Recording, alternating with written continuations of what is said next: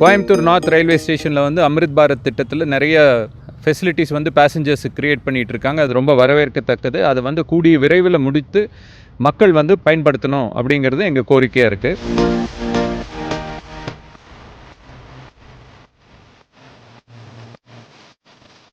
இப்போது இந்த கோயம்புத்தூர் வடக்கு ரயில்வே ஸ்டேஷன், இந்த வடக்கு ரயில்வே ஸ்டேஷனை பொறுத்தளவு இதுவும் வந்து கிட்டத்தட்ட 150 வருஷம் ஆன ஒரு ரயில்வே ஸ்டேஷனுங்க. மேட்டுப்பாளையம் ரயில்வே ஸ்டேஷன் உருவாக்கும் போது அதுக்கு முன்னாடியே வந்து இதை உருவாக்கிட்டாங்க. இந்த ரயில்வே ஸ்டேஷனில் இப்போ அமிர்த் பாரத் திட்டத்தில் இந்தியன் ரயில்வே சார்பில் வந்துட்டு நிறைய திட்டப்பணிகள்லாம் வந்து நடைபெற்றிருக்கு. இதெல்லாம் நாங்கள் வரவேற்கிறோம்.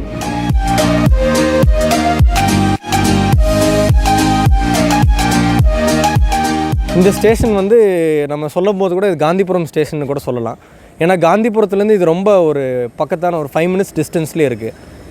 கிராஸ்கட் ரோடு தாண்டி வந்த உடனே இந்த ஸ்டேஷன் வந்து இந்த பக்கம் லொக்கேட் ஆகிருக்குதுங்க. என்ட்ரி அண்ட் எக்ஸிட் நார்த் கோயம்புத்தூருக்கு வந்து ரொம்ப ஈஸி. ஏன்னா அது வந்து அந்த 100 அடி ரோடோட எக்ஸ்டென்ஷன் அப்படியே வர்றது. டாக்டர் ராஜேந்திர பிரசாத் ரோட்டில் உள்ளே வந்தோம்னா கடைசி பாயிண்ட் வந்து நார்த் கோயம்புத்தூர் ரயில்வே ஸ்டேஷனோட என்ட்ரி. இது ஒரு என்ட்ரி ஒரு எக்ஸிட்டு எவ்வளோ விலாசமாக கொடுத்துருக்காங்கன்னு பாருங்கள், எவ்வளோ பார்க்கிங் வசதி இருக்குதுன்னு பாருங்கள். இந்த இடத்துல இந்த மாதிரி ஃபெசிலிட்டி இருக்கிறது வந்து நம்ம ஊருக்குள்ளே இருக்கிறதுனால வந்து கண்டிப்பாக நல்லா யூஸ் பண்ணணும்னு நம்ம நம்புகிறோம். இது வந்து ஒரு சைடு. இன்னொரு சைடு எடுத்துட்டிங்கன்னா மேட்டுப்பாளையம் ரோட்லேருந்து அதே மாதிரி ஒரு என்ட்ரி ஒரு எக்ஸிட் இருக்குது. அந்த ஃபெசிலிட்டியும் வந்து சீக்கிரம் பண்ணுவாங்கன்னு நினைக்கிறோம். லிஃப்ட் ஃபெசிலிட்டி இருக்குது. நீங்கள் பிளாட்ஃபார்ம் போகிறக்கு வந்து ஃபுட் ஓவர் பிரிட்ஜில் ஏறி தான் போகணுங்கிறது இல்லை, லிஃப்ட் ஃபெசிலிட்டி இருக்குது. ப்ளஸ் இந்த ஃபுட் ஓவர் பிரிட்ஜ் வந்து ஃபர்தராக மேட்டுப்பாளையம் ரோடுக்கு எக்ஸ்டெண்ட் பண்ணுறாங்க. அந்த சைடு அது மேட்டுப்பாளையம் ரோடு சைட்லையும் எக்ஸ்டெண்ட் பண்ணுறாங்க. ஸோ நீங்கள் அங்கே வந்து அங்கேயும் பார்க்கிங் கொடுக்குறாங்க. அங்கே வந்து கார் நிறுத்திட்டு மேலே ஏறி ஃபுட் ஓவர் பிரிட்ஜில் வந்து ஸ்டேஷனில் இறங்கி பிளாட்ஃபார்ம்லேருந்து அப்படியே நம்ம ட்ரெயின் ஏறி போயிடலாம். ஸோ அமிர்த் பாரத் ஸ்டேஷன் ஸ்கீமுங்கிறது வந்து கண்டிப்பாக மார்ச்க்குள்ளே முடிச்சிருவாங்கன்னு நாங்கள் நம்புகிறோம். மார்ச்க்குள்ளே முடிக்கும்போது மறுபடியும் மேற்கொண்டு ஒரு 5-6 ட்ரெயின் இங்கே நின்று போகணும். அப்போ தான் வந்து இவ்வளோ ஃபெசிலிட்டிஸ் க்ரியேட் பண்ணும்போது அந்த பெனிஃபிட்ஸ் இருக்குது.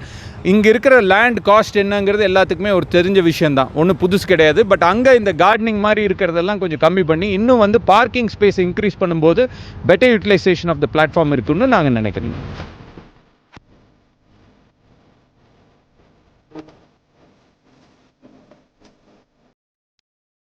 அதே சமயத்தில் வந்து இது இன்ஃப்ராஸ்ட்ரக்சர் அப்படின்னு பார்த்தா, அதாவது கட்டமைப்புகள், இந்த மாதிரியான கட்டமைப்புகள் அப்படிங்கிறத வந்துட்டு இது அமிர்த் பாரத் திட்டத்தில் வராது. இப்போ நம்ம புதுசாக ஒரு பிளாட்ஃபார்ம் இங்கே வந்து அமைக்கணும் அப்படின்னு சொல்லி நம்ம கேட்குறோன்னு வைங்களேன், இது வந்து அமிர்த் பாரத் திட்டத்தில் வராது. இதெல்லாமே வந்து ரயில்வே தென்னக ரயில்வே தான் வந்து அதுக்கான ஏற்பாடுகள் எல்லாம் பண்ணணும். இங்கே வந்து பார்த்திங்கன்னா இருக்கிற இடத்துல ஒரு ஃபுல் லென்த் பிளாட்ஃபார்ம் போடாட்டியும் பரவாயில்ல, அட்லீஸ்ட் இந்த 12 கோச் 14 கோச் இந்த மாதிரி ட்ரெயின்லாம் நிற்கிற அளவுக்கு, எம்இஎம்யூ ட்ரெயின்ஸ் எல்லாம் நிற்கிற அளவுக்காவது வந்து அடிஷ்னல் பிளாட்ஃபார்ம்ஸ் வந்து இங்கே உருவாக்கணும் அப்படிங்கிறது எங்களுடைய மிகப்பெரிய வேண்டுகோள். நீங்கள் வந்து சென்னைக்கு போகுது, பெங்களூர் போகுது, இந்த ட்ரெயின் எல்லாம் இங்கே நின்று போச்சுன்னா கோயம்புத்தூர் ஸ்டேஷனில் கன்ஜெஷன் கம்மியாகும்.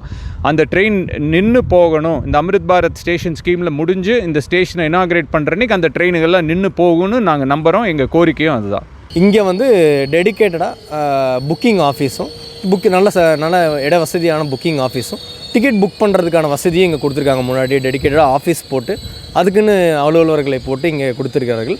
அப்படியே நீங்கள் உள்ள ஸ்டேஷனுக்குள்ளே வந்தீங்கன்னா ஒரு ஓவர் பிரிட்ஜு கொடுத்துருக்காங்க. அந்த ஓவர் பிரிட்ஜில் நீங்கள் ஏறி, அந்த புக்கிங் ஆஃபீஸ் தானே ஓவர் பிரிட்ஜ் ஏறி நீங்கள் மேலே வந்தீங்கன்னா இந்த பிளாட்ஃபார்ம் 1 and 2க்கு நீங்கள் வந்துடலாம். இப்போதைக்கு 1 and 2ல் வந்து கோவையை நோக்கி வரும் அனைத்து பிரபலமான ரயில்களும், குறிப்பாக சேரன், நீலகிரி விரைவு வண்டி, Coimbatore intercity express, Uday express போன்ற ரயில்கள் இங்கு கோவையை நோக்கி செல்லும்போது நின்று தான் செல்கிறது.